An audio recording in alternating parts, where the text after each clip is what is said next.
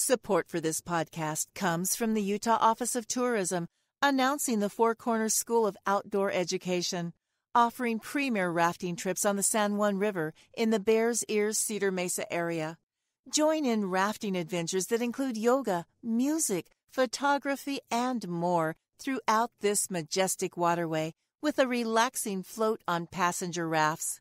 Visit fourcornerschool.org/adventure for more information. Now, the Three Martini Lunch with Greg Corombos and Jim Garrity. And welcome, everyone, to the Monday edition of the Three Martini Lunch. Along with Jim Garrity of National Review, I'm Greg Corombos of Radio America. We have good, bad, and crazy martinis for conservatives today. We're also sponsored today by Casper Mattresses. Right now, get $50 toward any mattress purchase by visiting casper.com/lunch and using lunch as your promo code. More on the great folks at Casper a little bit later in the podcast. We should also let folks know Jim is joining us by phone today as he prepares to do some work with CNN International a little bit later in the day. So, Jim, I guess it's appropriate that we're doing our good and bad martini connected to coverage on CNN. It is. And by the way, for all the listeners, I'm going to be on both CNN International and domestic.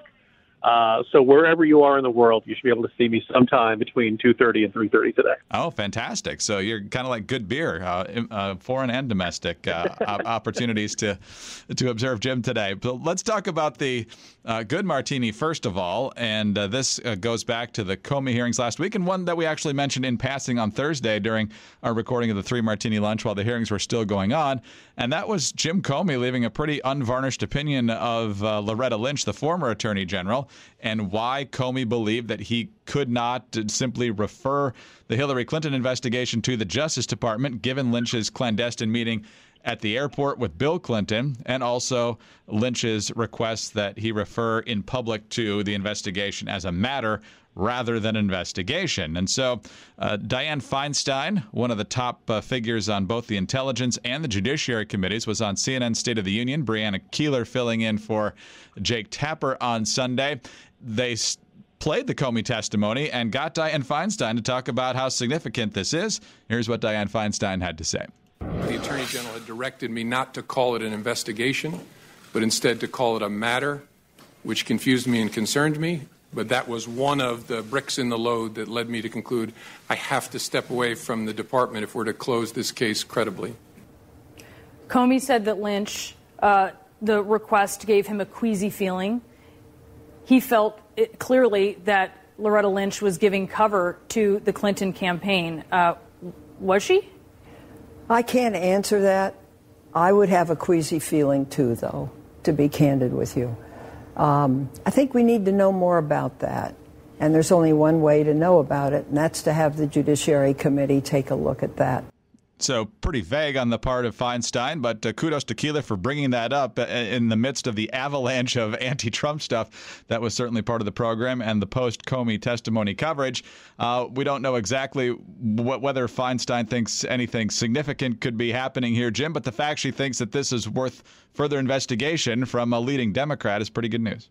Yeah, so Dianne Feinstein could very well have kind of hand-waved that away and said, oh, this is all semantics. What does it matter whether we call it an issue or a matter or an investigation? As I said last week, I always thought it was called the Federal Bureau of Investigation for a reason, and they didn't call it the Federal Bureau of Issues or something like that. Look, you say, there's another way to interpret these remarks. They're like, fine, if I have to throw Loretta Lynch under the bus in order to get Trump, I'm willing to do that. And it does kind of offer something that there's been accusations about people really cherry picking from Comey's testimony. If you think he's a fairly straightforward guy, then this portrayal of Loretta Lynch is not good. And we should be every bit as concerned about the Attorney General of the United States leaning on the FBI director to not let the public know that one of the two candidates for president is under investigation, as we should about any of the allegations surrounding Trump. Now, whether this ever comes to fruition will be, there's a lot of road ahead. And my guess is that a lot of Democrats will begin, if it really looks like Loretta Lynch is going to have to face any kind of serious consequence for this, then you'll start seeing Democrats lining up and defending her. But at the very least, it gives them a little bit of good news that Senate Democrats cannot pretend that all was well at the Justice Department when Loretta Lynch was running the show compared to now. Moving on to the bad martini now, Jim. That's going to have to wait, because as soon as those words came out of Breonna Keeler's mouth and Dianne Feinstein's mouth, Feinstein gave the answer you just heard, but immediately shifted back to the Trump part of the Intelligence Committee investigation. And now she wants the Judiciary Committee to be looking into that as well. The term all hands on deck was used. Here's what she said. This is a separate investigation of course, talking about. yes. And I don't think we should mix the two. Right now, this is the total integrity of the President of the United States. This is a very big deal, Breonna. It should be all hands on deck. And everybody should welcome a second committee getting involved, particularly on the technical, legal aspects of obstruction of justice. Quite a nice shift from collusion, since that seems to have been ruled out last week, Jim. And even when Comey said that Trump on a separate occasion suggested that he wanted the investigation to go forward, and if it involved any of his satellites, so be it. It seems like they're still trying to find a scandal here where there seems to be less and less evidence of it. Yeah, if you see anyone walking around in a neck brace this week, Greg, it's probably because they have whiplash from the sudden shift in the focus of the investigation. Because as of a few weeks ago, the focus was on whether there was some sort of nefarious goings-on at the Trump campaign during the 2016 campaign.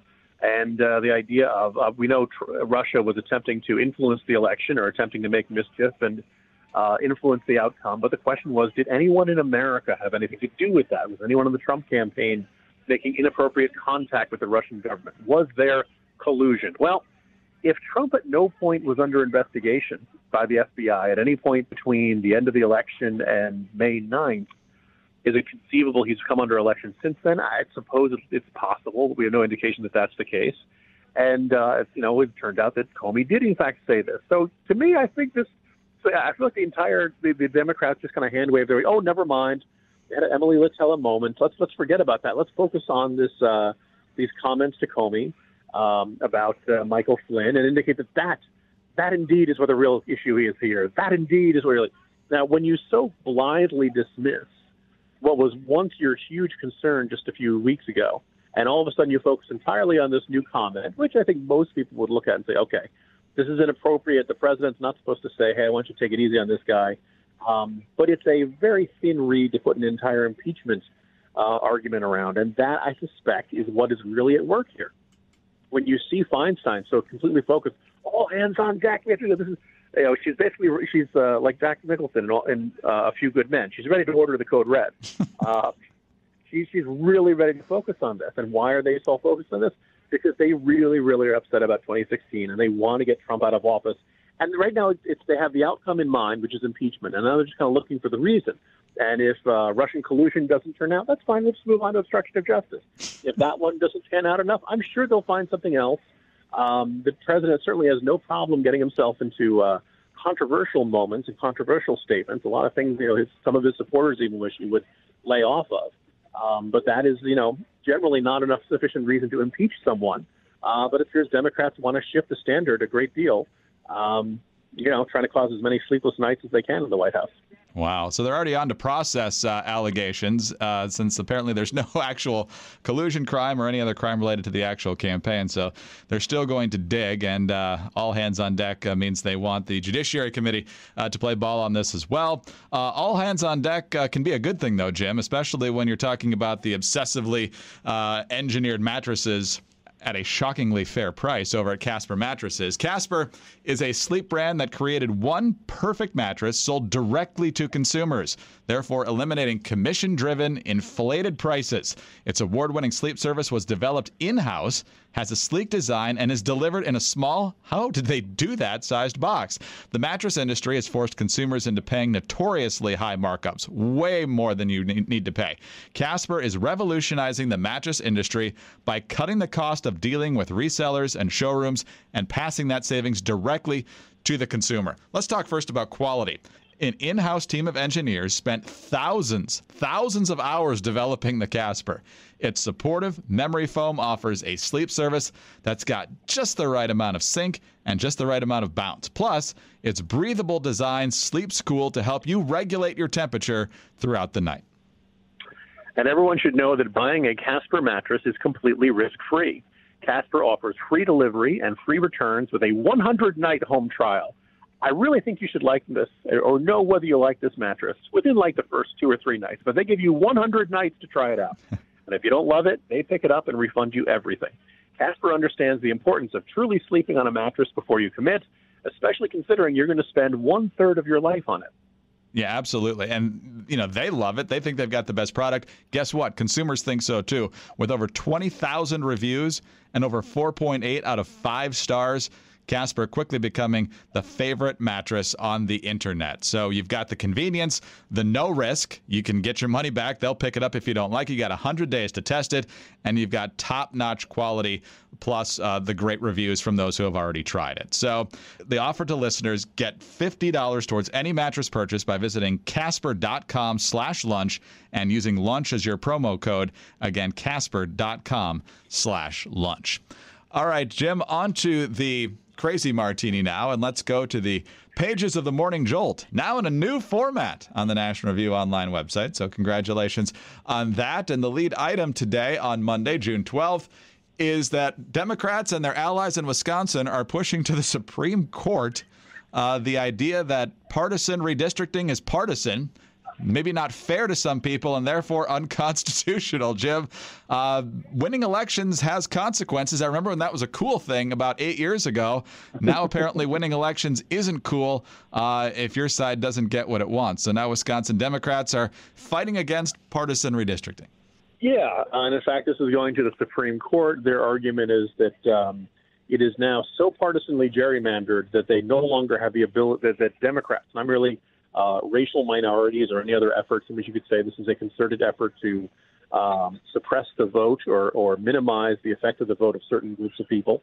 That good old-fashioned trying to draw the lines to maximize the advantage to your party, that is not really wrong. That's not really annoying or a bad idea, but that it violates the Constitution.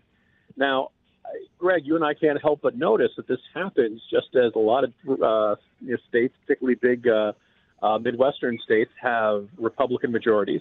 And for the first time in a long time, for a second straight cycle or second straight decade after the next census, Republicans appear to be in good position to redraw the district lines. And lo and behold, they tend to draw them so that you get as many of your people with a good 55, 60% margins based on historical preferences, and you put as many of the other side consolidated into one district. Now, one of the facts of modern political life is that Democrats tend to live in big cities, which makes it very easy to draw the partisan line, the district lines. You just draw it around the city, and then you've got something akin to a good 90% Democrat district, and you have the suburbs and the exurbs and the rural areas which are more heavily Republican, and then the Republicans are able to have a majority of the House seats in a state. This is the way it's been for a very long time. I've linked in the Jolt to the state legislative districts in places like Illinois used to be drawn extraordinarily precisely down to the particular street because they knew just how likely everyone was to vote with a particular party. And you know who benefited from that, Greg? Who? A gentleman by the name of Barack Hussein Obama. That's who. And he, too, back when Democrats controlled the redistricting process in the state of Illinois, he went into their inner chamber and he looked at the maps and he figured out exactly how to draw the ideal district for himself. And lo and behold, this helped him in his state legislative career. Not that there are that many Republicans in this area of Chicago, but the gist was that he could draw one to encapsulate the large donors and various other little advantages he could have. Now, you don't have to like this. You can gripe about this. You can say this is enormous advantages for incumbent protection and things like that. But I don't think there's anything that you can argue that it violates the Constitution because it's still one man, one vote. And this has been around pretty much since the beginning of the Republic.